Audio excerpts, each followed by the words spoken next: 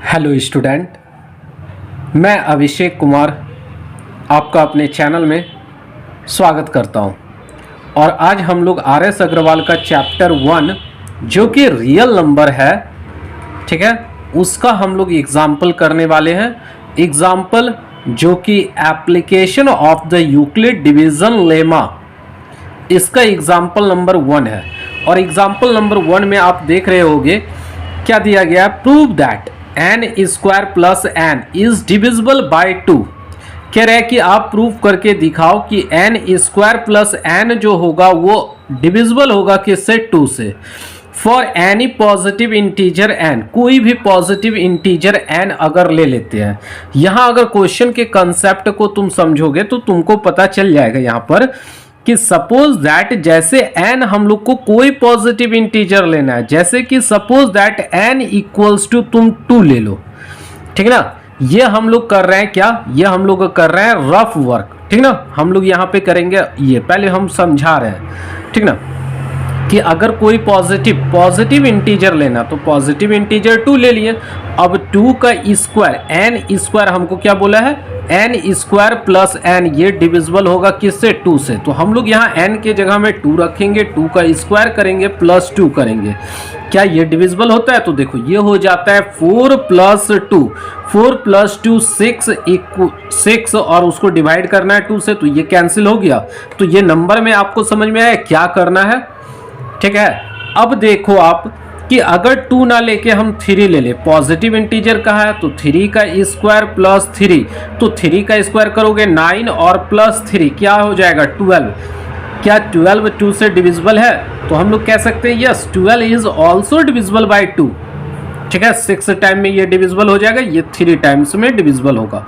समझ में आया? इसी तरह वेरियस टाइप का ले लो, जैसे 7 एक पॉजिटिव इंटीजर है और हम पॉजिटिव इंटीजर का पहले क्या करें, पहले हम लोग स्क्वायर ले, तो ये मैंने स्क्वायर कर दिया। अब क्या करेंगे, स्क्वायर लेने के बाद हम लोग उसमें फिर से ऐड कर देंगे 7 को, क्योंकि n स्क्वायर प्लस n है। तो ये हम लोग देखते हैं यहाँ पर वैल्यू क्या आता है, 7 का स्क्वायर 49 प्लस क्या हो जाएगा 7, 49 प्लस 7 कितना हो जाएगा 56। तो देखो आप ये भी डिविजिबल है 2 से। आप कोई भी नंबर लोगे, हम तो कुछ एग्जांपल लिए, आप इसको देखना करके अलग अलग वेरियस टाइप का नंबर ले लेना, ठीक है ना। लेकिन हाँ याद रखना कि पॉजिटिव इंटीजर लेना है n कोई भी, ना कि नेगेटिव कंसिडर कर लेना। तो ये तुम्हारा हो जाएगा 2 टाइम्स में 8 टाइम्स में डिविजिबल हो गया। ये बात समझ में आया कि जो भी अगर लेंगे n स्क्वायर प्लस n के फॉर्म में तो ऑलवेज वो डिविजिबल होगा n से। तो यही तुमको प्रूफ करना है। यहाँ पर हम लोग को ये न्यूमेरिकल वैल्यू तो सिर्फ समझाने के लिए लिए, एग्जाम में ये नहीं लेना है, ठीक ना। अब देखो तुम यहाँ पे हम लोग क्या करेंगे, तो सबसे पहले हम लोग क्या लिखेंगे, कुछ स्टेटमेंट लिखेंगे। अगर हम लोग देखें तो आपको सबसे पहले आंसर सेट में लिखना है सॉल्यूशन, और जितने अच्छे हैंडराइटिंग में आप लिखोगे, जितना क्लियरली विजिबल दिखेगा आपका, उतना ज़्यादा मार्क्स आपका आएगा, ठीक ना। तो देखो सॉल्यूशन लिखने के बाद हम लोग क्या करते हैं, जैसे यहाँ पे लिखेंगे we know that any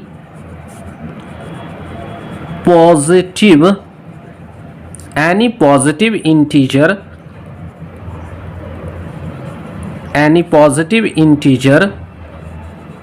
n is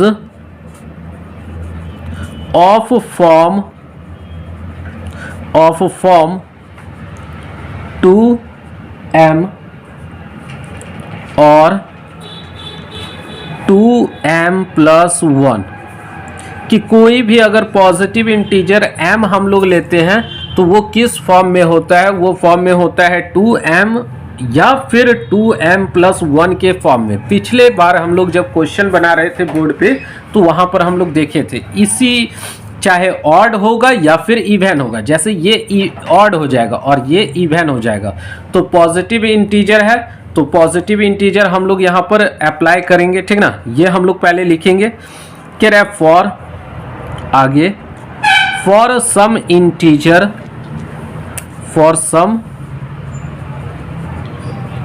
integer for some integer m, ठीक है, आपको इतना पहले स्टेटमेंट लिखना है, ठीक ना, कि क्या करोगे, कोई इंटीजर m हो और m को तुम क्या करोगे, m को यहाँ पे अप्लाई करोगे।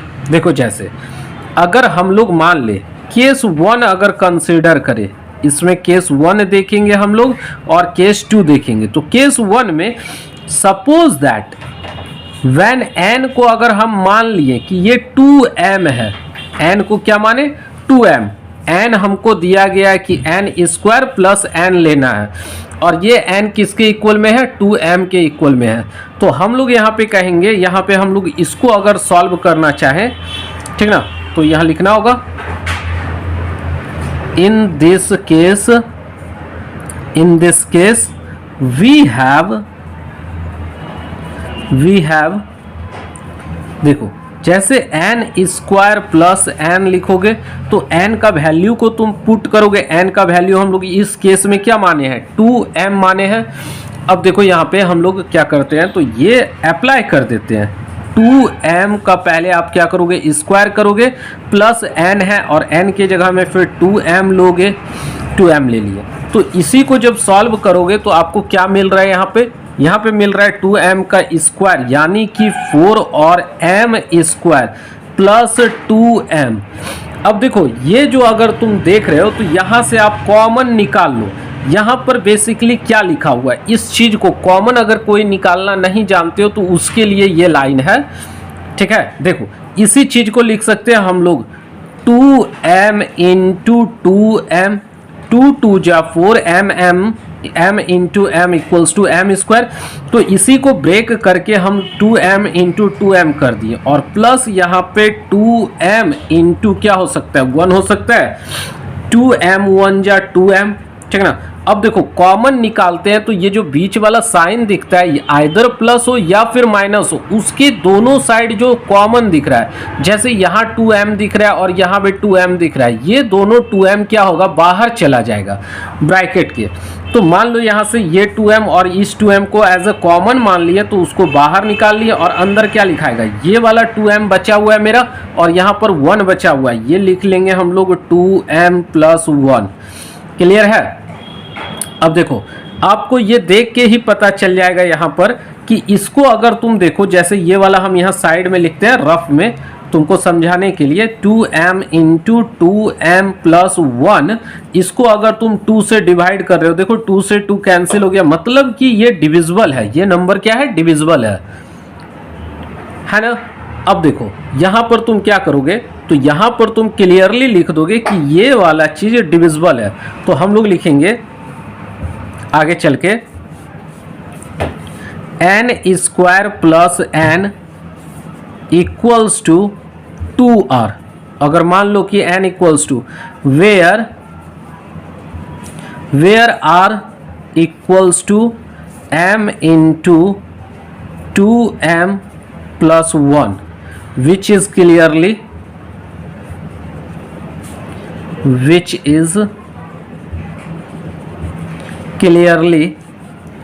a positive integer.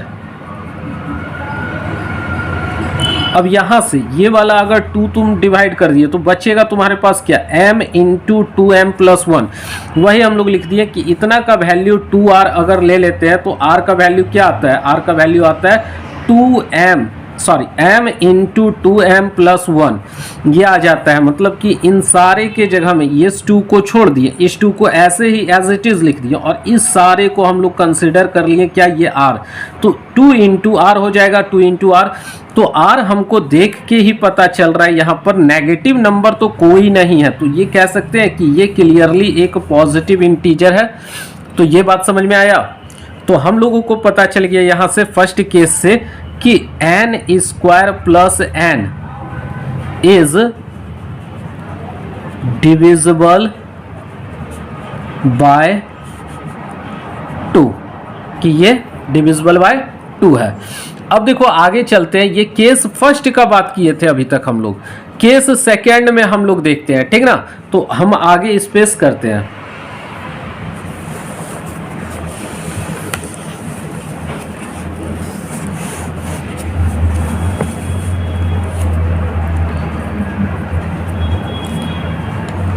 देखो अब हम लोग सॉल्व करेंगे केस 2 को।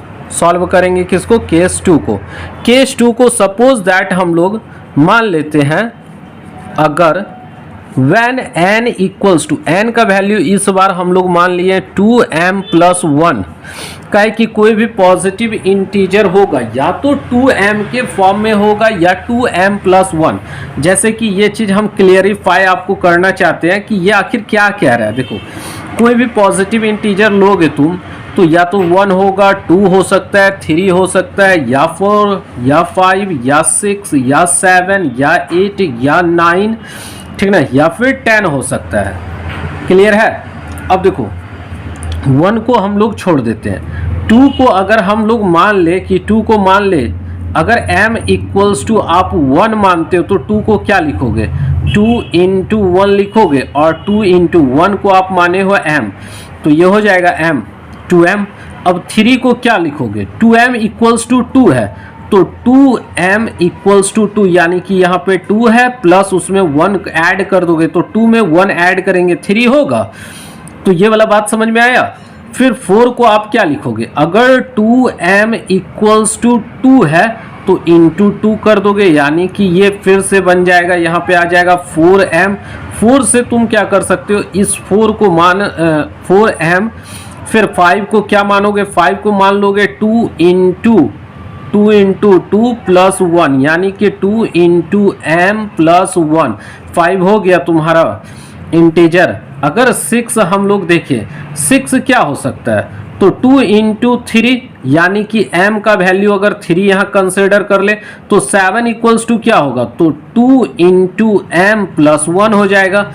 8 को तुम अगर कंसिडर करो तो 8 को अगर हम लोग माने 2 इंटू m कर दे और m का वैल्यू 4 ले ले यहाँ पे इस केस में, तो फिर 9 का वैल्यू क्या आएगा? 9 का वैल्यू आएगा 2m प्लस 1, का है कि 2m इक्वल्स टू 8। तो ये 8 हुआ प्लस 1। हर बार आप m का वैल्यू चेंज करोगे। यहाँ m का वैल्यू 1 है, यहाँ पे m का वैल्यू आपका चेंज होकर 2 हो गया, ठीक ना, सॉरी 1 ही रह गया। फिर यहाँ पर देखोगे m का वैल्यू 2 हो गया, 5 में m का वैल्यू 2 हो गया। इसी तरह चेंज होता रहेगा m का वैल्यू। तो कह रहा है कि एक आप देखोगे इवन नंबर होगा, एक इवन होगा, एक ऑड होगा, एक इवन एक ऑड, एक इवन एक ऑड, तो ये चलता रहेगा बेसिकली, ठीक ना। अब देखो यहाँ पे अगर हम लोग ये कंसिडर करें तो आप क्या करोगे? n स्क्वायर प्लस n लोगे तो इक्वल्स टू आप n का वैल्यू का भी स्क्वायर करोगे तो ये हो जाएगा 2m प्लस 1 का स्क्वायर। इतना का स्क्वायर कर दिए, प्लस है, फिर प्लस हम लोग ऐड किए और फिर n, तो n के जगह में यहाँ पे 2m प्लस 1 हो जाएगा। अब ये क्या आ गया? ये आ गया a और ये हो गया b, तो a प्लस बी का होल स्क्वायर। आप a प्लस बी का होल स्क्वायर जानते हो क्या होता है? a प्लस बी का होल स्क्वायर क्या होता है? a स्क्वायर मतलब कि a स्क्वायर के जगह में 2m का स्क्वायर प्लस b स्क्वायर, यानी कि 1 का स्क्वायर, प्लस 2 इंटू a के जगह में 2m हो जाएगा, इंटू b, तो b के जगह में 1 हो जाएगा। फिर प्लस यहाँ पर आपका ये जो है तो वो एज इट इज आ जाएगा 2m प्लस 1। अब देखो इसका वैल्यू हो जाएगा हमारा 4m स्क्वायर प्लस 1, प्लस ये हो जाएगा 4m और फिर प्लस 2m प्लस 1। अब देखो यहाँ पर इसको अरेंज कर दो इन अ सर्टन वे, जो कि एक प्रोसीजर होता है। 4m स्क्वायर प्लस 4m और 2m मिलकर हो जाएगा 6m प्लस 1 और 1 क्या हो जाएगा 2। यहाँ से आप क्या देख रहे हो? इन सब में क्या निकाल सकते हो? इन सब में कॉमन निकाल लेंगे हम लोग 2, ठीक है। तो 2 यहाँ पर कॉमन निकाल लो तो यहाँ पे क्या बचेगा? 2m square. यहाँ से आप निकाले हो तो यहाँ पे बचेगा 3m और प्लस यहाँ से 2 अगर कॉमन निकाले हो तो यहाँ कुछ नहीं बचकर 1 बच जाएगा। तो इससे भी देख लो तुम, यहाँ पर क्या हो जाएगा? ये 2 से डिविजिबल हो जाएगा। तो ये 2 से डिविजिबल अगर हो जाएगा तो यहाँ पर तुम मान लो कि सपोज दैट इतना लिखने के बाद तुम कंसिडर कर सकते हो कि इसी को मान लिए हम लोग 2s, 2 को तो 2 माने लेकिन इस पूरे वैल्यू को मान लिए s, ठीक ना, पूरे वैल्यू को s मान लिए। या तुम साइड में ये भी दिखा सकते हो, शो कर सकते हो s equals to 2m square plus 3m, 3m + 1 ये तुम दिखा सकते हो। अब यहाँ पर जब ये हो गया तो बस हम लोग को स्टेटमेंट लिखना होगा। स्टेटमेंट क्या लिखना होगा कि n² + n is divisible by 2। ठीक है, इतना हम लोग कर लिए। और ये हो गया कि हम लोग दिखा दिए दोनों केस लेकर, चाहे वो पॉजिटिव ऑड पॉजिटिव इंटीजर हो या फिर इवन पॉजिटिव इंटीजर हो, हम लोग इतना करके दिखा दिए कि अगर कभी भी कोई भी पॉजिटिव इंटीजर नंबर रहेगा तो उसका वैल्यू हम लोग लेंगे, क्या लेंगे, m² + m करेंगे तो वो डिविजिबल हो जाएगा 4 से। आप इसको एक बार देख लो थॉरोली। अगर आपको लेना हो स्क्रीनशॉट तो ये स्क्रीनशॉट लेके और एज इट इज़ आप अपने क्वेश्चन पेपर में अगर रखते हो बनाकर, ठीक ना, ये नीचे वाला केस 2 का स्क्रीनशॉट ले लो और ये ऊपर वाला का, ठीक ना, एज इट इज़ अगर आप पेपर में लिखते हो तो आपको फुल में से फुल मार्क्स आएगा। और नेक्स्ट क्वेश्चन इसी आप प्लेलिस्ट में जाकर देखो, इसका नेक्स्ट क्वेश्चन आपको मिल जाएगा। यहाँ हर एक वीडियो में एक एक क्वेश्चन इन डिटेल समझाया गया है। ठीक है, तो मैथ के कंसेप्ट को जानने के लिए बने रहो आप इस चैनल के साथ। इसे सब्सक्राइब कर दो और इस वीडियो को लाइक कर दो, और जितने भी फ्रेंड हो जिनका मैथ कमजोर हो उसके साथ इस वीडियो को शेयर करो, ताकि वो भी मैथ से प्यार कर सके, इसे आसानी से समझ सके। ओके, तो बाय।